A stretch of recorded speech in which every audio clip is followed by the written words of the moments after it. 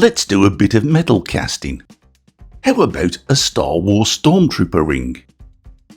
Hey guys, it's been 4 months since the casting gods tried to drag me off to the great foundry in the sky, and 4 months since I felt well enough to mess about with 1000-degree molten metal.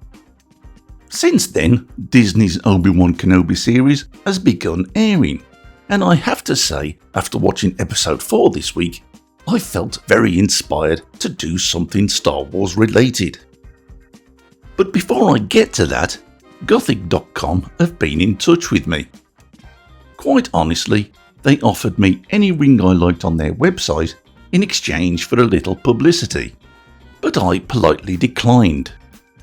However, I did ask if they would be kind enough to extend that same offer to my viewers, and I'm delighted to say they've agreed to give away a piece of jewellery from their website to 2 lucky viewers up to the value of $35. So if that interests you, and after all we all like free things, keep watching. Seeing all these rings, however, got me in a ring making frame of mind, and seeing Obi-Wan polish off several stormtroopers in episode 4 just sealed that desire for me. I headed over to thangs.com and found this excellent large-scale stormtrooper helmet. I downloaded this and imported it into ZBrush, which is my preferred sculpting software, but Blender is an excellent free alternative. Unfortunately, the helmet was hollow, and I needed it to be filled for my purposes. So I took a few basic cylinders and plugged the gaps, shaping things as necessary.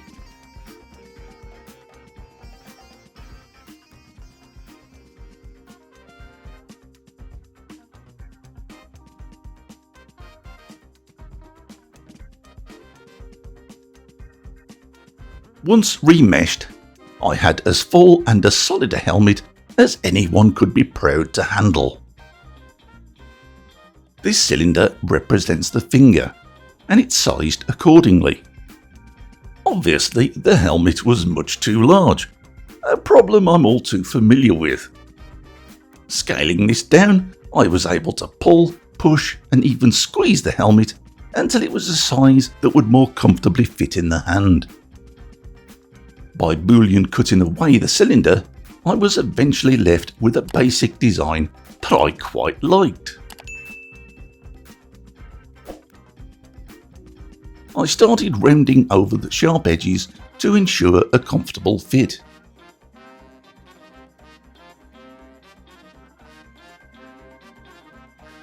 It was at this point that I realised that parts of the band were too thin and would act like razor blades if I didn't thicken them out.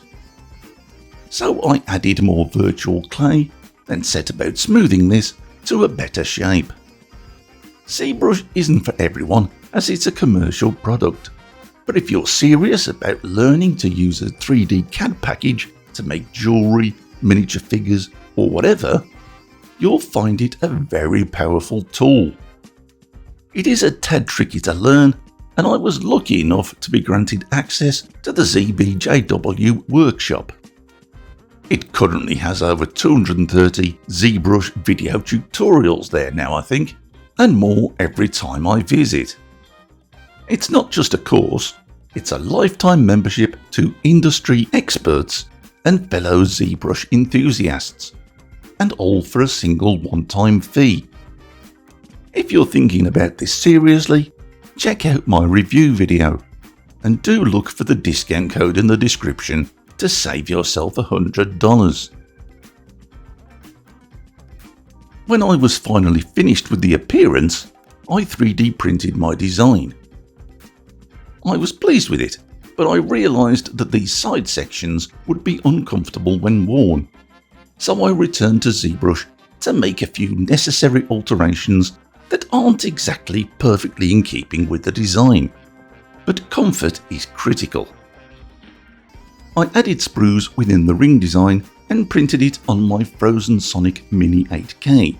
And yes, that's the Mini, not the Mighty, before anyone asks. I used Tech cast resin, experimenting with these settings.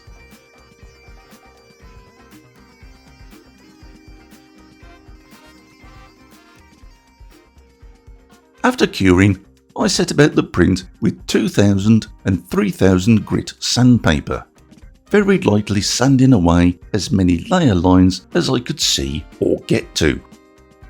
After a quick clean, I mounted the main sprue in wax, ready for casting.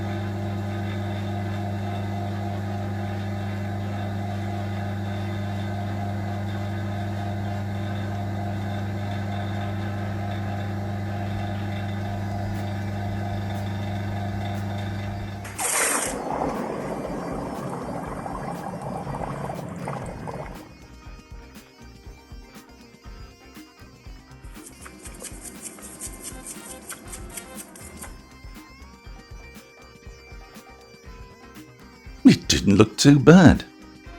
I just needed to release any trapped plaster and remove the oxidization. This is an ultrasonic cleaner. I added a little citric acid and a little laundry detergent to ordinary water and left it doing its job for an hour.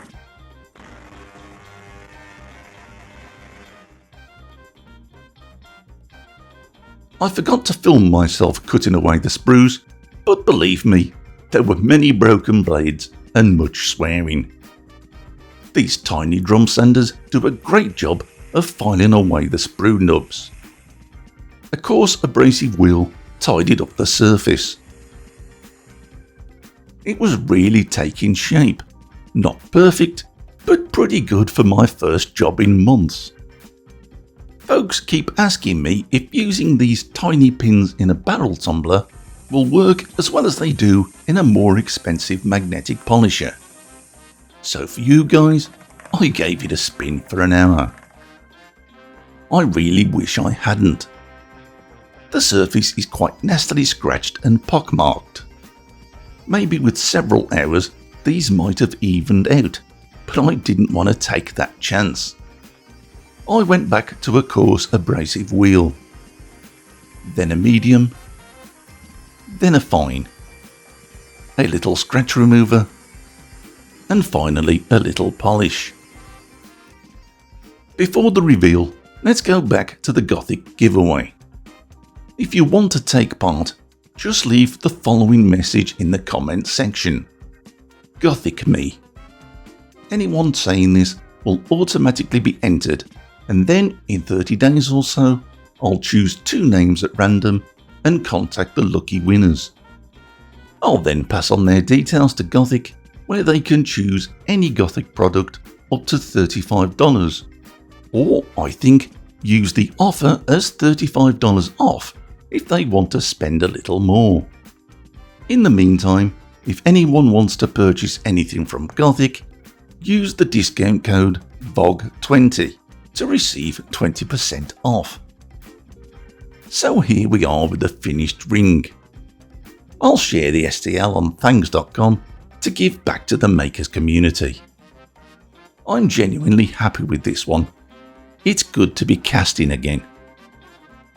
So take care guys, and thanks for watching.